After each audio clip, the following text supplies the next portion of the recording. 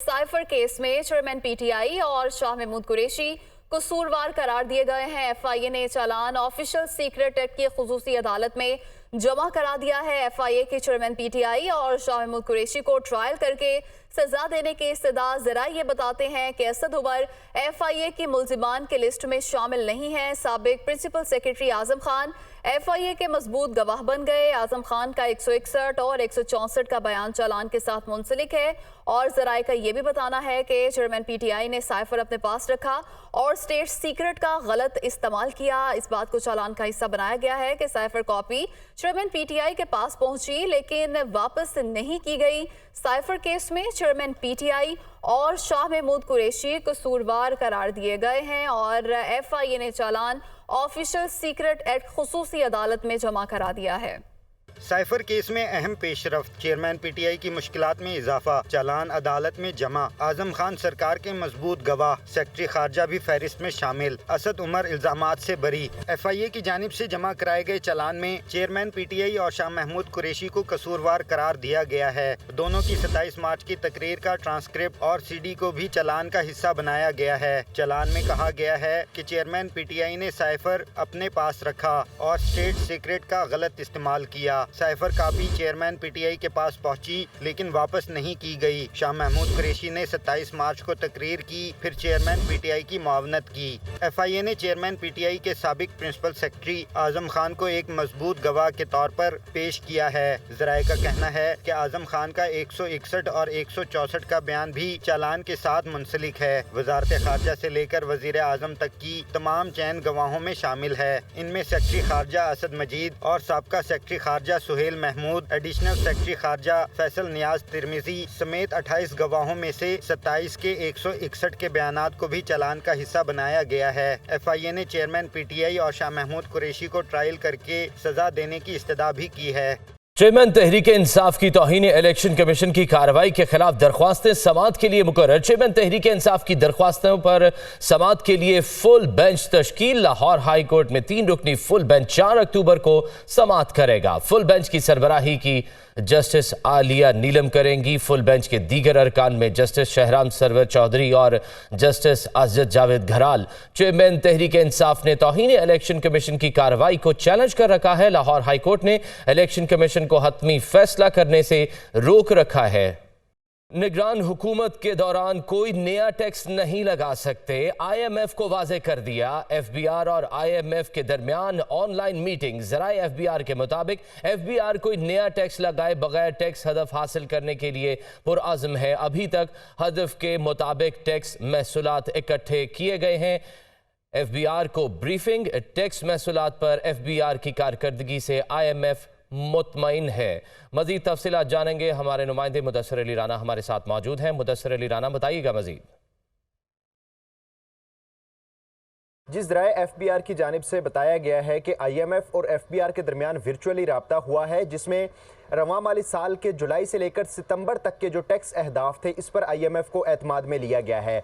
IMF को बताया गया है कि जुलाई से सितंबर तक का जो टैक्स हदफ रखा गया था उसके अकॉर्डिंगली टैक्स हदफ हासिल कर लिया गया है और आइंदा की जो सहमाही है इसके मुतालिक भी IMF को एतमाद में लिया गया है। ये भी बताया जा रहा है ज़राए की जानिब से कि पाकिस्तान और IMF के दरमियान जो वर्चुअली मुज़ाकरात होने जा रहे हैं या आइंदा माह से पाकिस्तान और IMF के दरमियान जो मुज़ाकरात शुरू होंगे उस पर FBR की जानिब से अपनी कारकर्दगी बाकायदा तौर पर IMF के साथ शेयर की गई है और IMF ने बाकायदा FBR की कारकर्दगी पर इत्मीनान का इजहार किया है।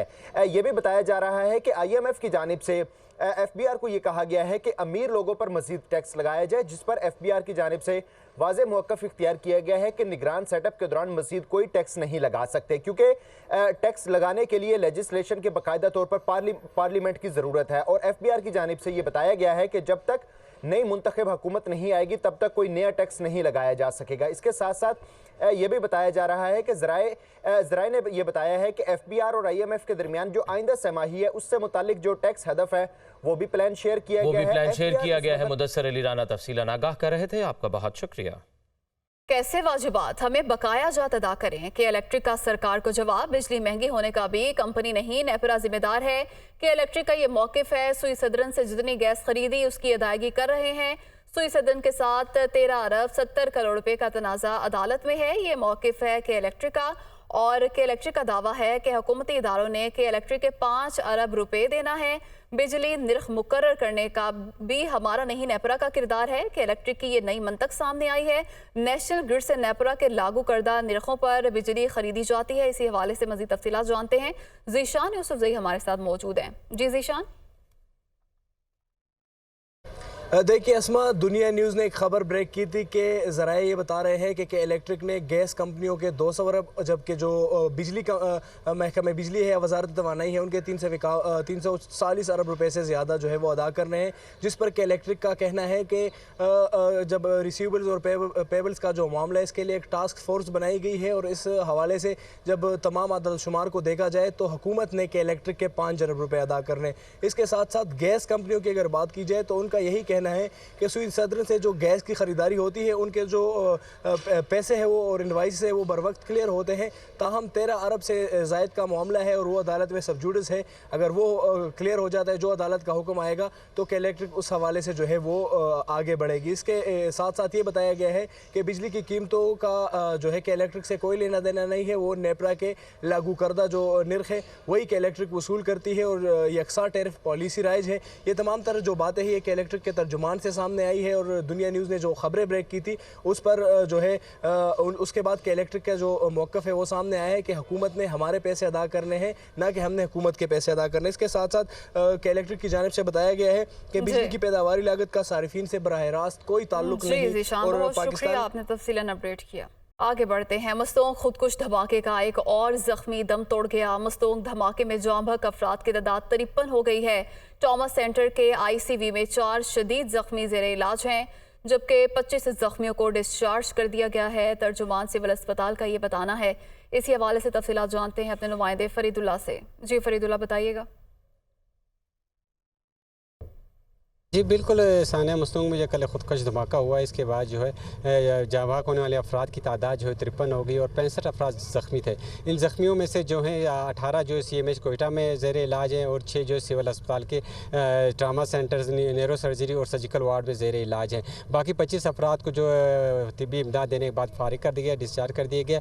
और बताया ये जा रहा है कि इस वक्त भी जो सिविल अस्पताल मस्तूंग है, शेख ज़ैद गौसबख्श शहीद हॉस्पिटल है, वहाँ भी कुछ डेड बॉडीज़ पड़ी जिनकी अब तक शनाख्त नहीं हुई है। इसके बाद देखने में आ रहा है कि कोयटा में इस मस्तूंग में जो है जहाँ में मौजूद है, जहाँ ये वाक़या रुनुमा हुआ था, यहाँ बड़ी लोगों की तादाद मौजूद है, फ़िज़ा सोगवार है, और जो अफराद शहीद हुए थे उनमें से बेशतर की तदफीन कर दी गई है। उनके घर में फातिहा ख्वानी की जा रही है। हुकूमत की जानिब से भी 3 रोज़ा शोक का ऐलान किया गया है, और तमाम जो हुआ ये वाक़या, इसके बाद जो तहकीकात शुरू कर दी गई हैं। अब से कुछ देर बाद जो वफाकी वज़ीर हैं जो सरवाज बुगटी, वो भी कोयटा पहुँचने वाले। इस हवाले से तमाम जो महकमे हैं, पुलिस है, और हुकूमत की जानिब से 3 रोज़ा शोक का ऐलान किया गया है। फरीदुल्ला, बहुत शुक्रिया, आपने तफसीलात से आगाह किया। Welcome back. लाहौर और कराची समेत मुल्क के बेशतर शहरों में जराइम की वारदातें बढ़ गईं। पुलिस में इंतजामी तब्दीलियों के बावजूद डकैती और कत्ल की वारदातें ना रुक सकीं। सेफ सिटी कैमरे भी जुराइम पेशा अफराद को कानून नाफिज करने वाले इदारों के निर्गे में ना ला सके। इसी हवाले से मुख्तलिफ शहरों से हमारे नुमाइंदे मौजूद हैं। कराची से हमारे साथ मौजूद है नवीद कमाल, लाहौर से हमारे साथ मुदस्सिर हुसैन, इस्लामाबाद से वैसाबाद से, पेशावर से इमरान बुखारी हमारे साथ मौजूद हैं। सबसे पहले रुख करेंगे शहर कायद का। नवीद कमाल, बताइएगा इस हवाले से आपके पास क्या तफसीलात हैं? जी बिल्कुल, अगर स्ट्रीट क्राइम की बात की जाए तो इस वक्त शहर का सबसे संगीन मसला है जो कीमती इंसानी ज़िंदगियों का ज़िया है, उसमें ख़तरनाक हद तक इजाफ़ा हो रहा है। अगर रेस्क्यू और गैर सरकारी इदारों के अदाद शुमार की बात की जाए तो 104 अफराद हैं जिनको डकैती मज़ाहमत पर कराची की सड़कों पर कत्ल कर दिया गया, जबकि कराची पुलिस तर्जुमान का कहना है कि डकैती मज़ाहमत पर 84 अफराद जो है 19 सितंबर तक मारे गए। अगर उसके बाद जो जहाँ बाग होने वाले अफराद भी शामिल करें तो तकरीबन यह तादाद 87 बनती है। अगर सिर्फ 9 माह की बात की जाए तो तकरीबन 65,000 वारदातें जो है शहर में हो चुकी हैं, जिसमें गाड़ियाँ छीनने, मोबाइल फ़ोन, मोटरसाइकिलें छीनने, मोटरसाइकिल चोरी करने की वारदातें शामिल हैं। योमिया कराची में औसतन 250 से 280 के दरमियान वारदातें रिपोर्ट होती हैं। शहरियों को जो है मोबाइल फ़ोन है वो किसी भी सड़क पर उनसे जो है मोबाइल फ़ोन, कीमती सामान, नकदी, मोटरसाइकिल या गाड़ी छीन ली जाती है। सिर्फ अगस्त के अदाद शुमार की अगर हम बात करें तो 148 कारें छीन ली गई, तकरीबन 4,500 के करीब जो मोटरसाइकिलें हैं वो छीनी गई। सही। नवीद, आप हमारे साथ ही मौजूद रहिएगा। लाहौर का रुख करते हैं मुदस्सिर हुसैन से, जानते हैं मुदस्सिर, आगाह कीजिएगा लाहौर में क्या सूरत हाल है?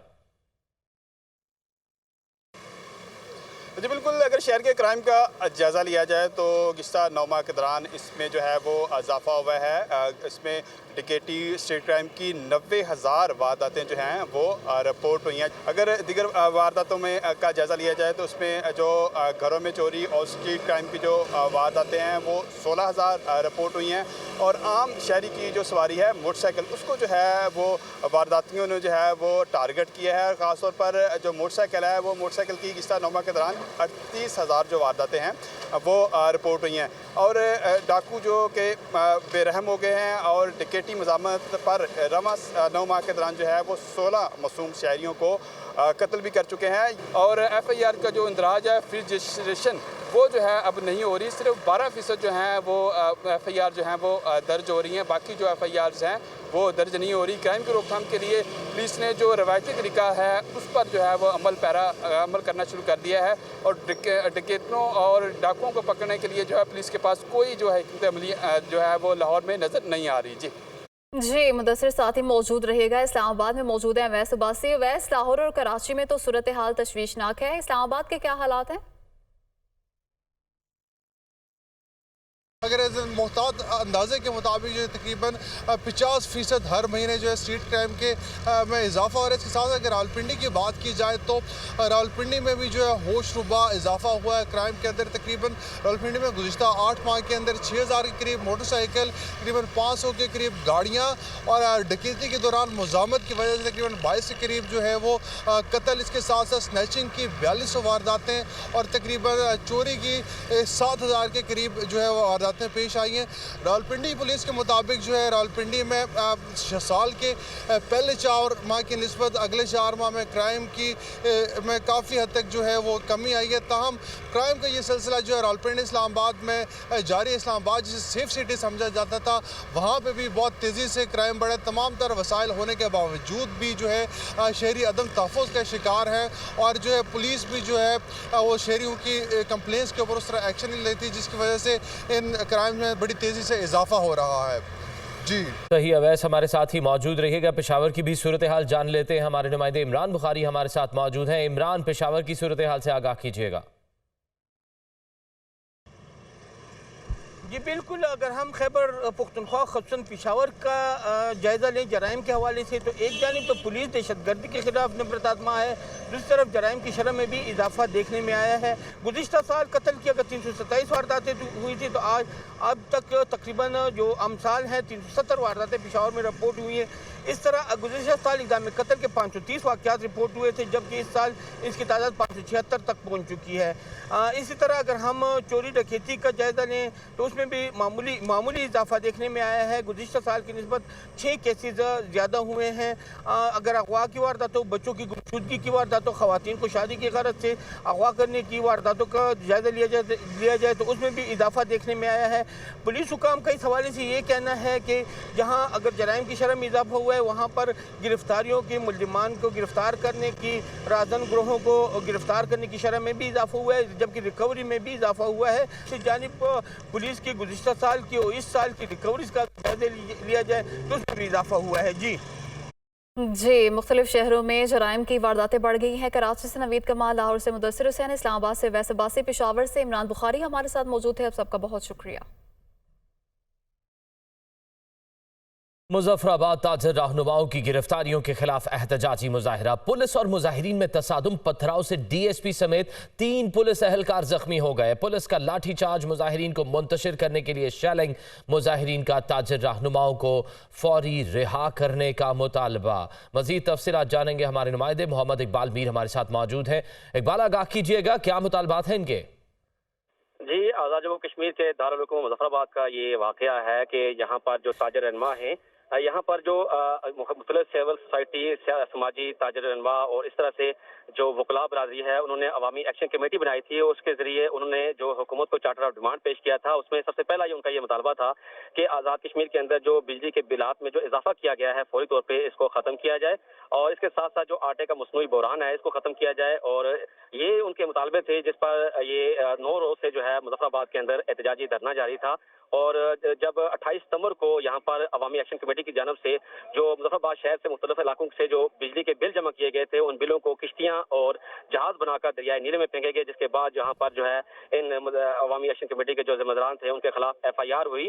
और रात को उनके मुजाहिरीन को जो है गिरफ्तार करने के लिए जब पुलिस ने जो है मुख्तलिफ इलाकों का जो है दौरा किया और वहाँ से 4 से 5 दौरा किया। मोहम्मद इकबाल मीर हमें तफसीलन आगाह कर रहे थे। आपका बहुत शुक्रिया।